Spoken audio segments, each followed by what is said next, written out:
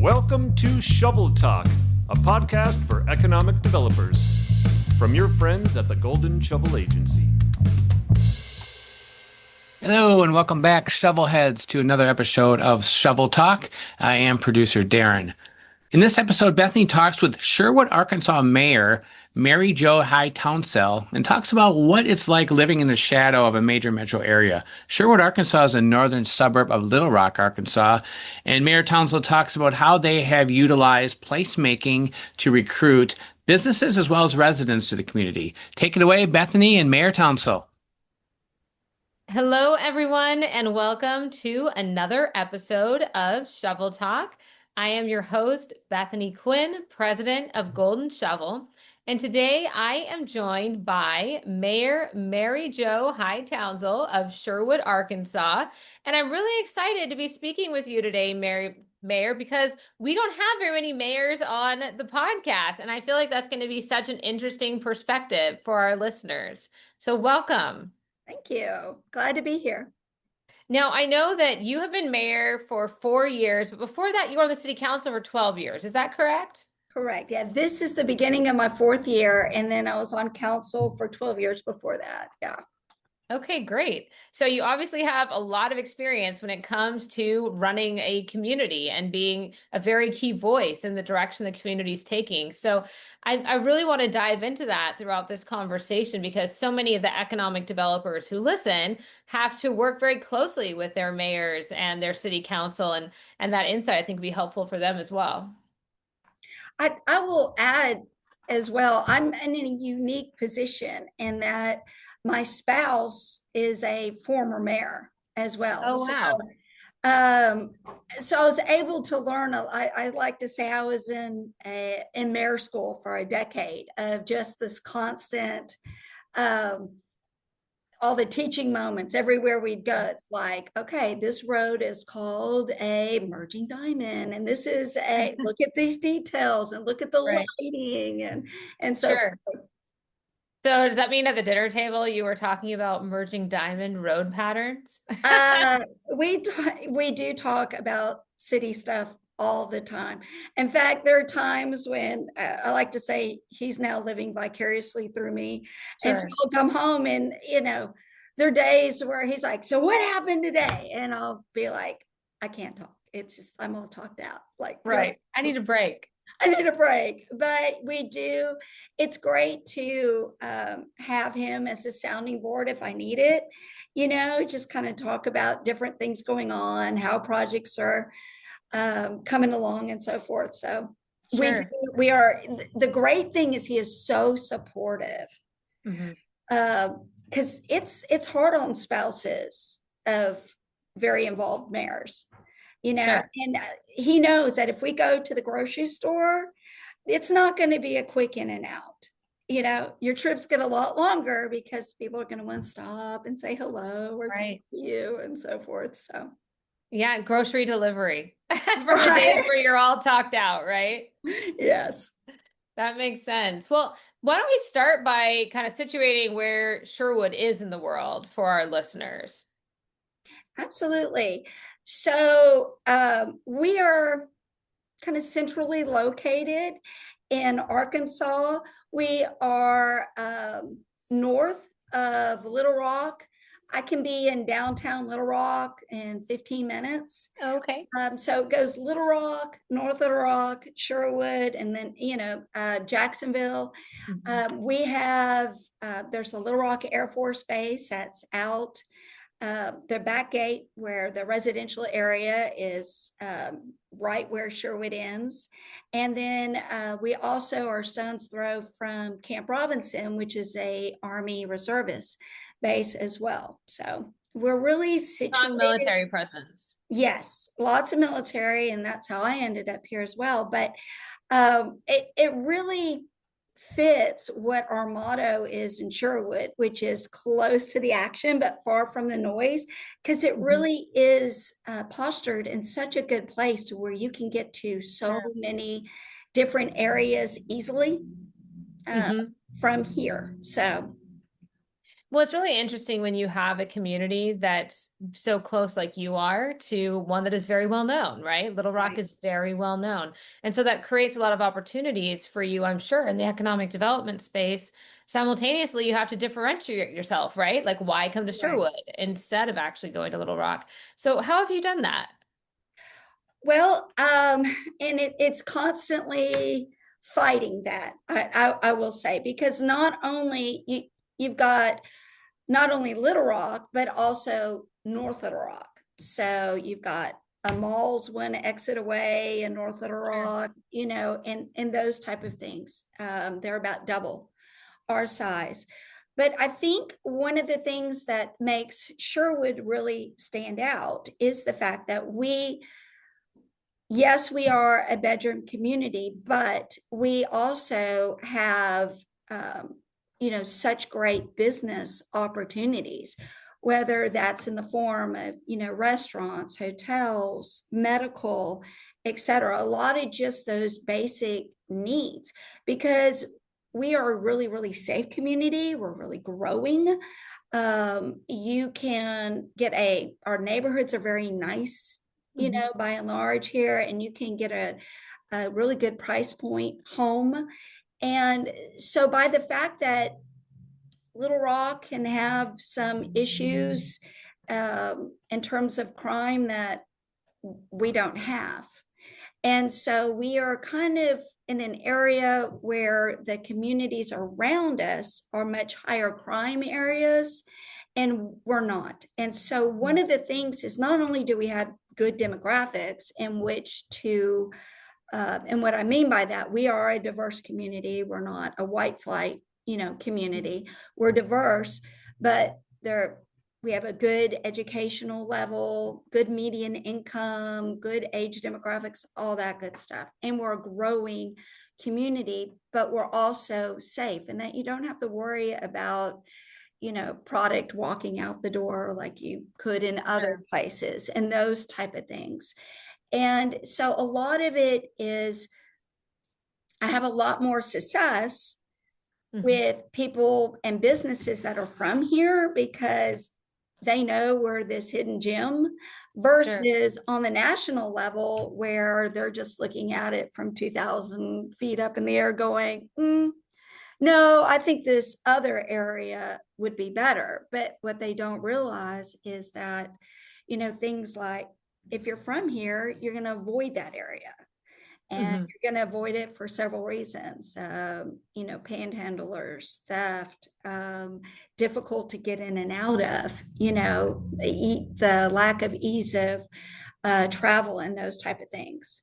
So Sure. it is that, I finally got a drive-through coffee place, for example. We're a city of over 33,000, And that was your first one. and I finally got my first one. Wow. So it ended up being a local chain out of Conway that was like, oh my gosh, like this is, I mean, such low hanging fruit. And it really is. Right. Whereas, Starbucks, the Starbucks franchisee had picked out a spot, wanted it to come in Sherwood, but then corporate went, no, we don't think that's a good location. Same thing Mm. happened with Seven Brew.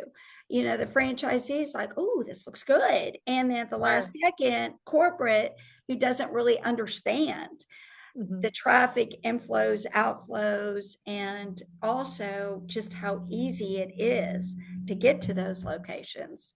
We get I know pushed that's one of out. the things that we do obviously at Golden Shovel with our communication strategies is we believe that you have to tell your own story because to your point, if you're leaving it for other people, they're going to interpret it often in the wrong way. And that's really common when it comes to smaller communities who don't have an established narrative.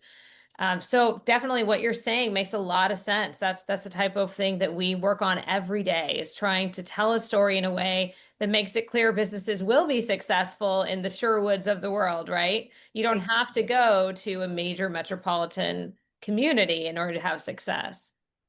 Absolutely. Now, one of the things that you also had said was that a lot of people view you as a bedroom community. I know that you've been working a lot on quality of life. What are some of the quality of life projects that you've been able to tackle as mayor? Absolutely. That was, I think, the major theme that I ran on in 2022 was the whole quality of life initiatives. And with that, it's kind of an umbrella of a lot of different things. So our parks have gotten really dilapidated. So a big emphasis on revitalizing those parks. They're community builders. Yeah. Parents will travel to a great park, to spend the day in. Creating community events to kind of pull things together, because if you think about the post-COVID world and how we all kind of ended up like in our own little homes, our own little boxes, and we weren't interacting with each other the way that we were before COVID. So it's pulling people back out, bringing them into communal spaces and activities.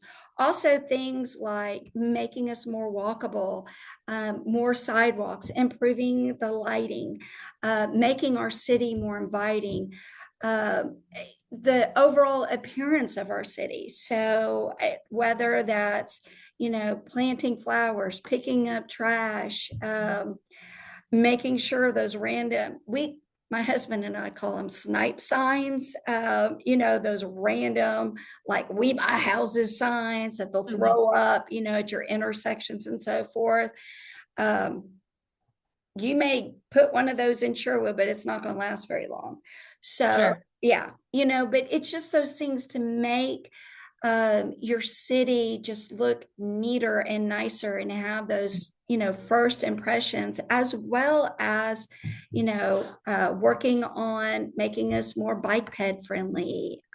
We have a community center. I did a whole kind of makeover of that, expanded recreational opportunities, by bringing in new sports and those type of things. So pickleball I've built lots of pickleball courts in Sherwood. Sure, everyone's loving that. They're so popular. Exactly. And also I think along with that, trying to find ways, as you mentioned earlier, to make your community stand out. So we created the first 24-hour park.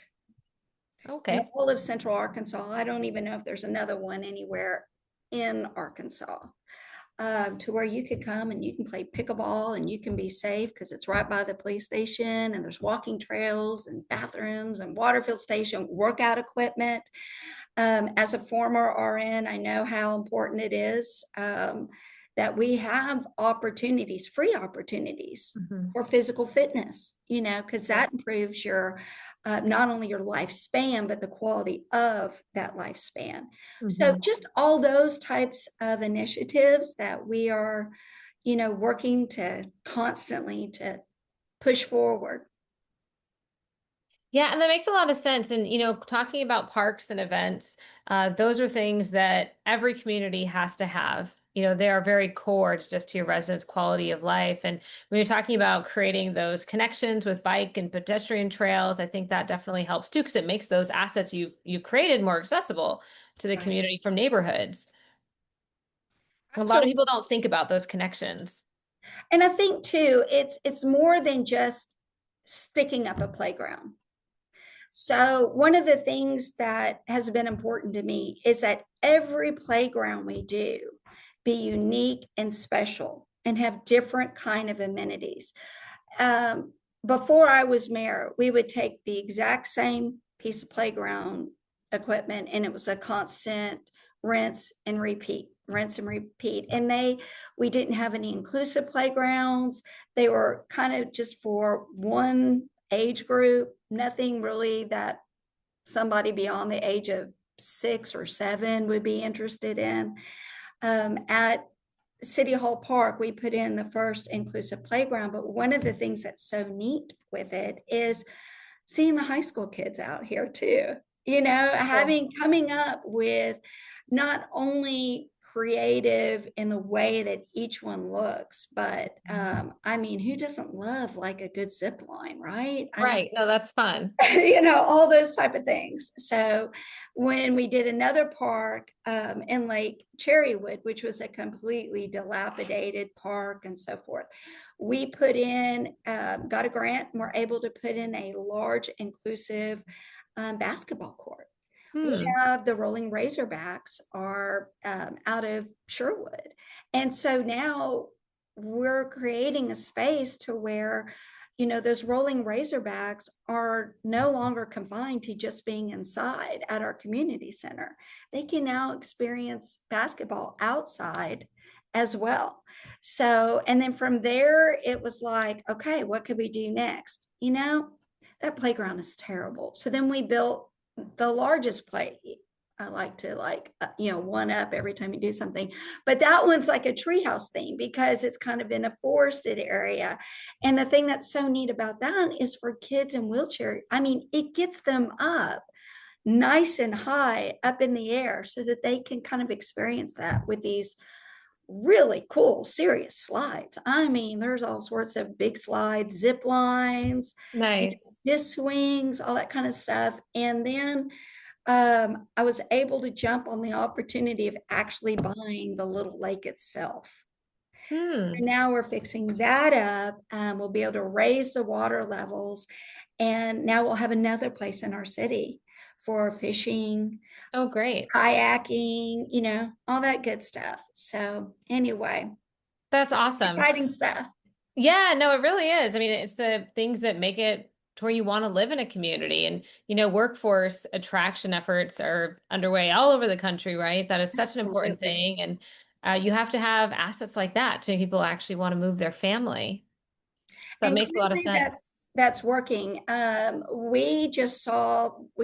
There was a write-up about Sherwood and Metro trends because we had, I think it was 85.9% jump up in housing starts in Sherwood for 2025. We had the largest growth in new home construction. And our community is more geared towards those single family homes. Sure. We have a little over 71% of our homes are actually owner owned. You know what I mean? They're not a rental type of thing. We do have some multifamily and kind of that in between, where a lot of places they're complaining about a housing crisis. We're not experiencing that, which is great. So that is we'll great. have more room to grow, which we've got, 2 new housing developments are slated for 2026. So that's fantastic. Yeah, I mean, if you already have housing being built and you have the talent living there, then obviously you are a place that's ready for business growth as well. So that's fantastic. Absolutely. One of the things that I did want to explore with you is the fact that, when you look at quality of life, you haven't just invested in your parks and your permanent assets, but I know you've also invested in making improvements to your events.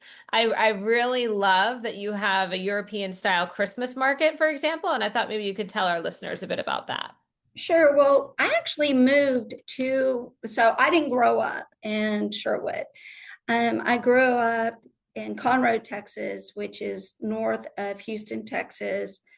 Went to Texas A&M. So once again, that's another mark against me in the Razorback world. And then lived in Arizona and then lived in Germany. And then from Germany, came to Sherwood and fell in love with it and put roots down. But so I got to experience, those markets in Europe. And when I got to Arkansas, I'm like, we don't have anything, like this. And so we had a festival called Sherwood Fest, which was in the fall.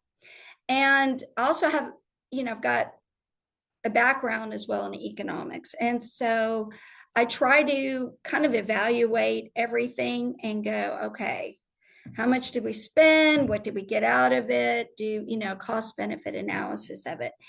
And I really felt like that festival was no longer making sense. I could see how bad the attendance was for myself, but people wanted to try it one more year. And so I'm like, okay, if this thing doesn't take off, then I want to flex and go with something different, do a winter festival where, we already had a big parade, Christmas parade, but kind of tying that all in with music and, places for people to shop and buy Christmas gifts and, have food and all that good stuff available. And it was a big hit. And then from there,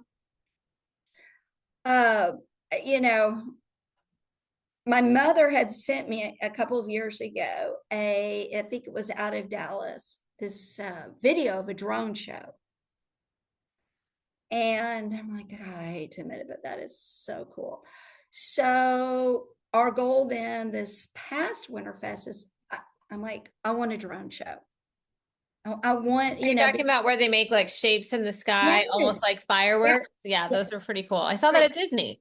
Yes. And so we did that with a Christmas winter theme, snowflakes, Santa Claus, reindeer, you name it. And that people just loved it. And so we're going to do that again next year at Texas A&M. We used to say if it's done twice, it becomes a tradition. So, that's one of the things I'd like to instill in us is not only are we growing that Winterfest, but every year we tweak it. How can we make it better and different?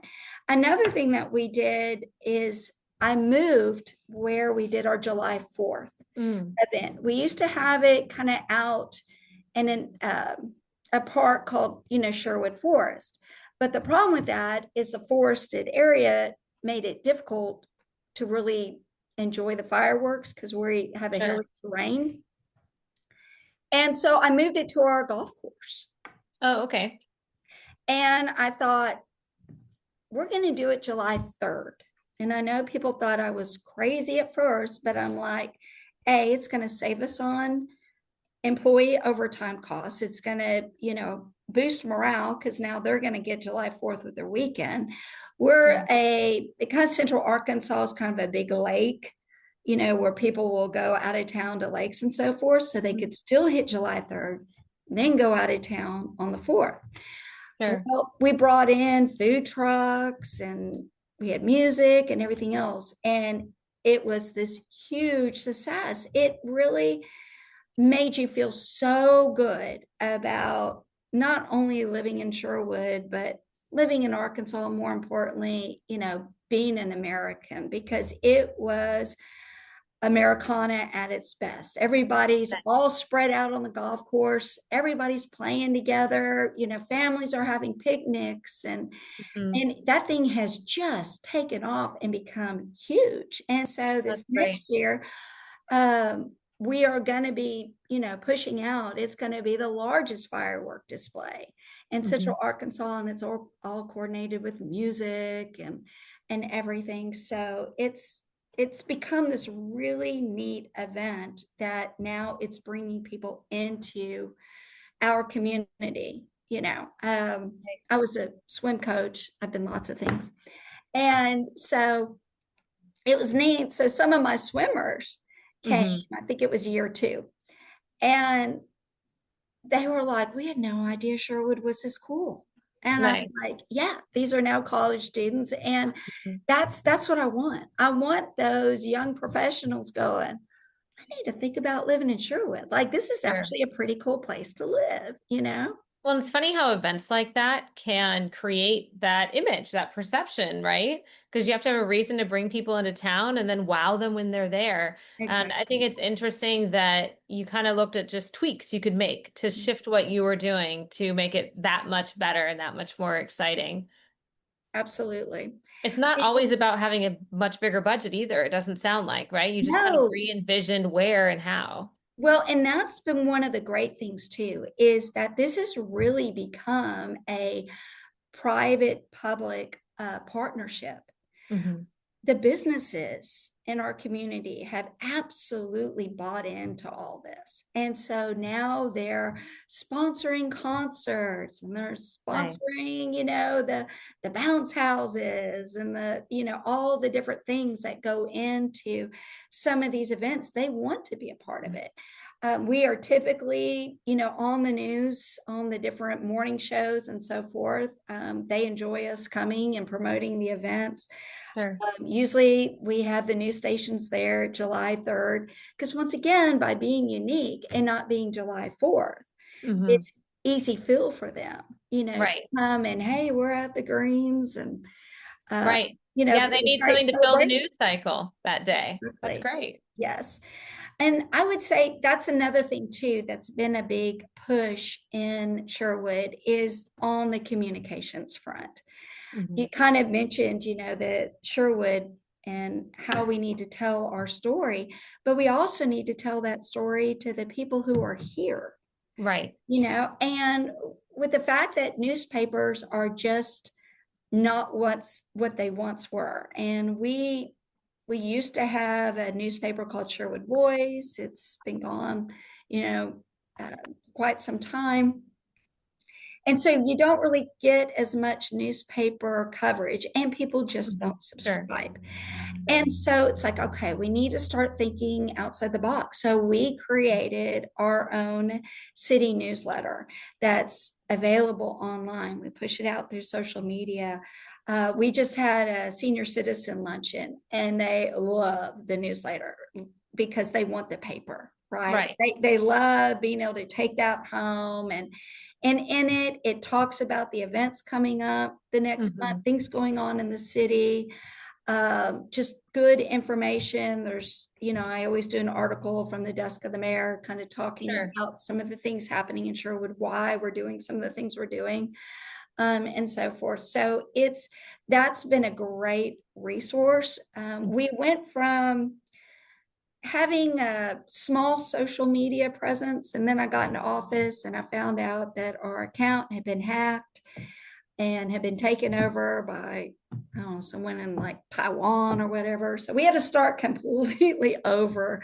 You would be surprised how often that happens. Yeah. So now we have a tight stranglehold on all that stuff. But now we're on TikTok. I do a podcast. We're on Instagram. We're on Facebook. I mean, anytime I do a coffee with the mayor type event, come on out, Tell me what's going on. You're trying to communicate in many ways. Yes. Yeah.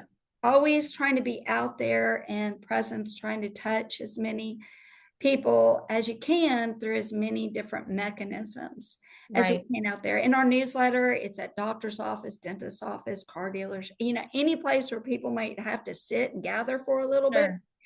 Real estate offices, so they can give them out to new people who, have bought a house in Sherwood, things like that. So.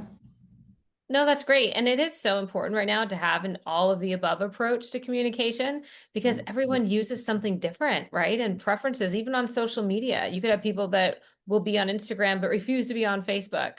You could have people that want that newsletter in paper, and then those who want to read it digitally. You really have to make sure you're reaching everyone where they are. So that's awesome that you have implemented so many of these things. Well, I would say, once again, it helped the fact that I'd been in mayor school, for a decade. And I'd been thinking about this, for years. What would I do? And so I came in with a checklist of all these different things that I wanted to implement. So, being on city council certainly helped in that I had kind of more that inside knowledge about things, but then the fact that I've been so focused on what could I do differently? What could I do to make things better? What does Sherwood need? Right.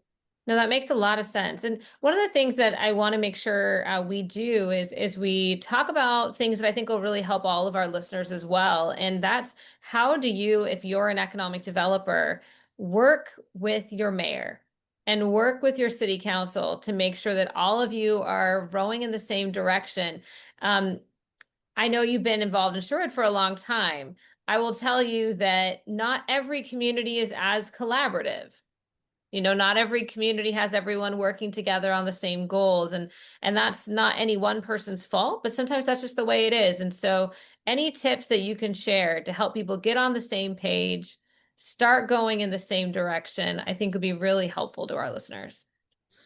In terms of economic development, that's always been a big passion of mine. So I worked really hand in hand we have an economic developer. But what I found is that many times they want to meet directly with the mayor, any chance that they can.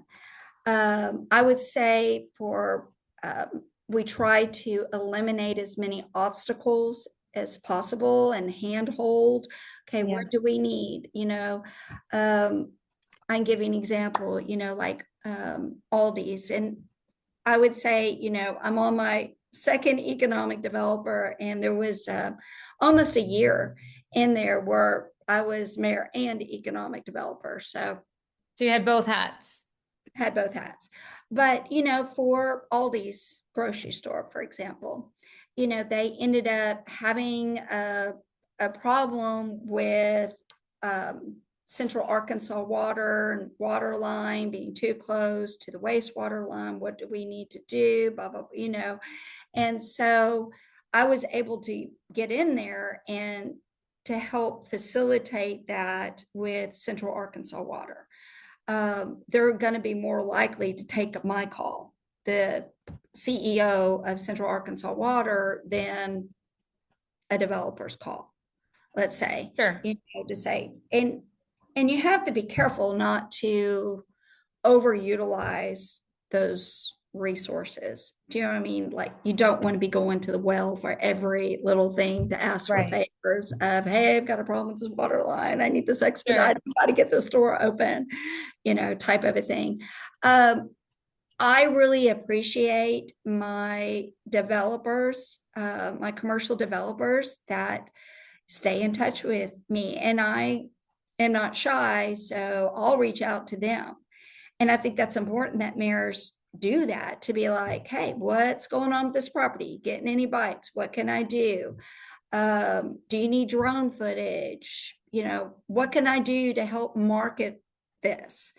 And so I think that those things need to kind of go hand in hand.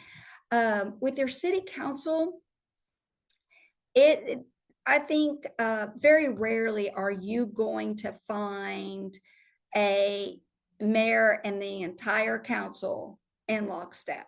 And I wish I could tell you that I had that. Don't necessarily have that, but I think that's where, as mayor, you also have to do a good job in terms of selling why you're doing what you're doing to not only the public, but to also your council members.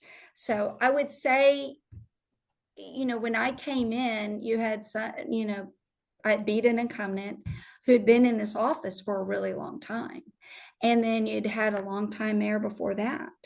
And I really came in as, I'm an outsider. But that brings a fresh set of lenses. And I came in with a lot of energy, and that was intimidating to some of the council members. It's like, whoa, we're not used to doing this much. Right. And, had to do a lot of hand holding in terms of, okay, this is what I'm doing now. And you approve this. And that was, one of the interesting things too, is it's selling them on projects, but they were not used to then the projects actually getting completed. Interesting. Tell me more about that. Well, so like, to give you an example, the year before I took office, Parks and Rec returned $1 million of funds for projects that were allocated for, they just never got done. Wow. Yeah. How interesting. Okay. And versus I did make some changes. New Parks and Rec director and assistant director. They said they likened those first couple of meetings of, those little cars with the rubber bands that you tighten up and you pull back and it goes. It was like Sure. that. They just got a big whiteboard and they're like, and I'm like, and this park we're doing this, and in this park we're Right, doing this, right. and so forth. And the more they did, the more motivated I think the employees got to be a part of actually transforming something versus just putting a Band-Aid on it. Right. Became very rewarding for them, which made them want to work that much harder in order to get things done. I Sure. also had knowledge of, applying for grants, how to apply for grants that I had learned through my husband in terms of, okay, Sherwood keeps making a mistake in that we're constantly trying to put a square peg in a round hole versus going, okay, here's this round hole. What could fit in that round hole? Let's shape something so that it works and we can get that funding, if that makes sense. And so that was a kind of a different philosophy.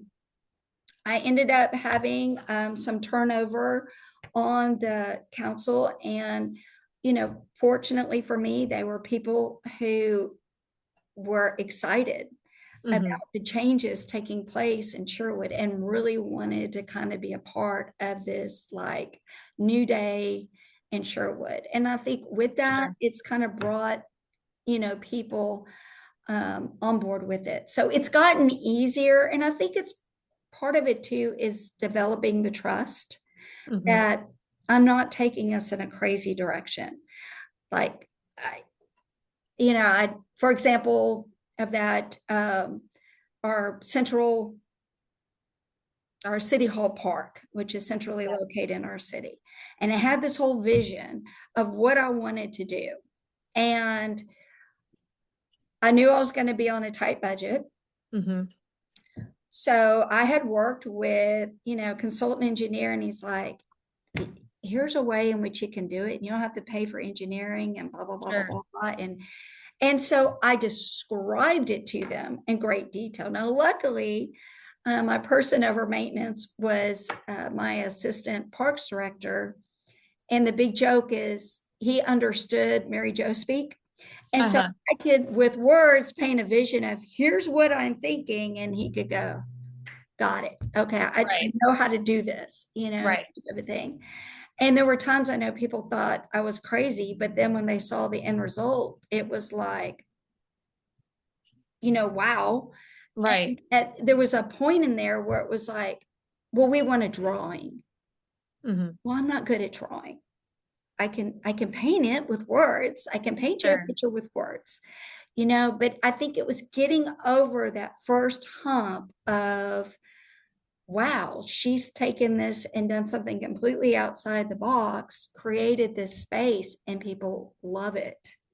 Okay. And that might be the tip right there, is sometimes you have to get a win and show everyone the win, and then they get to trust you and know that the next idea you come up with is going to be a good one.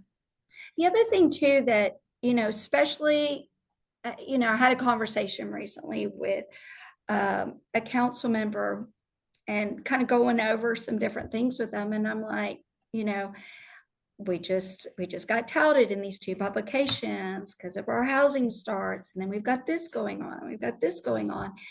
And I said, and you realize you're a part of this. Right. This is a team thing. I can have all the ideas in the world, but if you all don't approve the funding, I can't do anything. Right. And so I think emphasizing that aspect of it with the ones that are, on the fence. And then when they see the positivity that comes out of it, it's like, oh yeah, I get to take credit for that too. Yeah, your name's going to be on that playground also. It's not just That's me. a really good point. Yeah, making it so they understand it's also your win. If we build this park or attract this business or build these homes, it's your win too. It's your legacy too. Yeah, that's definitely a great way to approach that. That makes a lot of sense. Well, and obviously what you've been doing is working. So you may have come in like a whirlwind. You're starting year 4, but you've had a lot of great results very quickly because of that. So I think that people can maybe learn from that energy, right? Sometimes you got to just go for it. That's what I'm hearing from you today. I think so. And I would say the other thing too that I think is important is that, there's nothing that I wouldn't ask somebody to do that I wouldn't do myself. Mm-hmm. And they know that I don't mind spending my Saturday planting flowers. I don't mind getting up at the crack of dawn and sneaking around the city and picking up garbage. People see me out doing it. They know I do it, but I'm not doing it for accolades. I'm doing it because I just want our city to look better. And so I think it's important whenever you're in any type of leadership role that you lead by example. Mm-hmm. And show, hey, this is not beneath me to be out there picking up garbage, at a park or anywhere else. Sure. Yeah, absolutely. And if you're doing it and you're the mayor, then, they're more willing to do it themselves, which I love. Well, hey, Mary Jo, we have reached a point in our podcast where we're going to play a game. And I don't know if anyone has prepped you for this game. Try not to. Okay. What kind of game? My evil little laugh. No, it's really not hard, I promise. But what we do is we ask you questions that are completely unrelated to your job, intentionally so. And we're going to ask you as many as we can in 1 minute. So the trick is not to think about it, but just to answer with whatever comes to mind to see how many you can get. This is slightly terrifying, I will tell you, but okay. You're going to be good. All right, I've got my stopwatch out. Take a breath and we'll go. All right, ready? Okay. Begin. If you could master any skill, what would it be? Pickleball. What is your karaoke song? Sweet Caroline. What's on your travel bucket list? I want to go to Denmark. What is a food combination you love but others think is weird? I love mushrooms and I like spicy, so like mushrooms and jalapenos. What's the first thing you would do if you were invisible?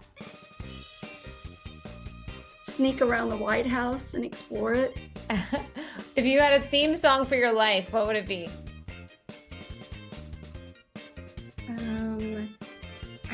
This will show you how old I am. Under the Bush administration, don't worry, be happy. Pineapple on pizza, yes or no? Oh, definitely. Guilty pleasure TV show?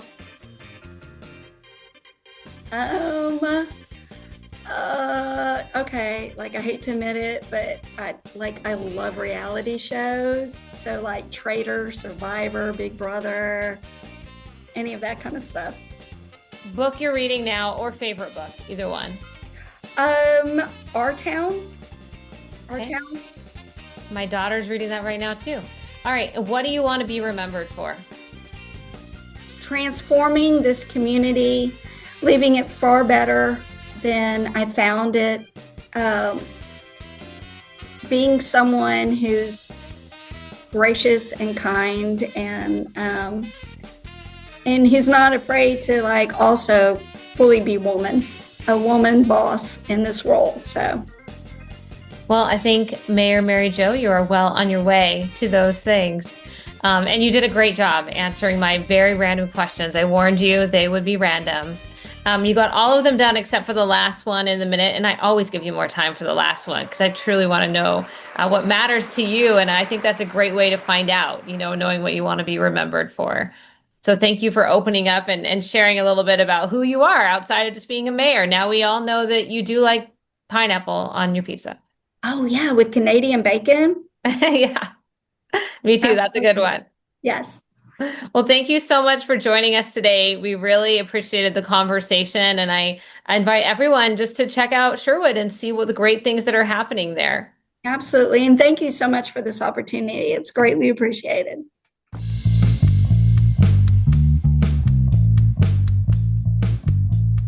Thank you, Bethany and Mayor Townsell. What's new at Golden Shovel, you ask? Well, we have a brand new spanking website, fresh out of the dryer. Brand new, fresh design and a more streamlined navigation, which we all know is important. So I encourage you to go check that out at goldenshovelagency.com. Along with this podcast, we got a lot of great thought leadership content out there, including 2 webinars, which the kids might call bangers. Success in a Small Town, Proven Marketing Strategies that Drive Rural Growth. That is coming up on Wednesday, May 13th. And AI Assessments for BR&E, Help Ensure Employers Are Prepared. That is coming up at the end of the month of May, Wednesday, May 27th. goldenshovelagency.com/resource learning center/webinars, and you can register today. All right, folks, we'll be back soon with another episode of Shovel Talk. See you soon.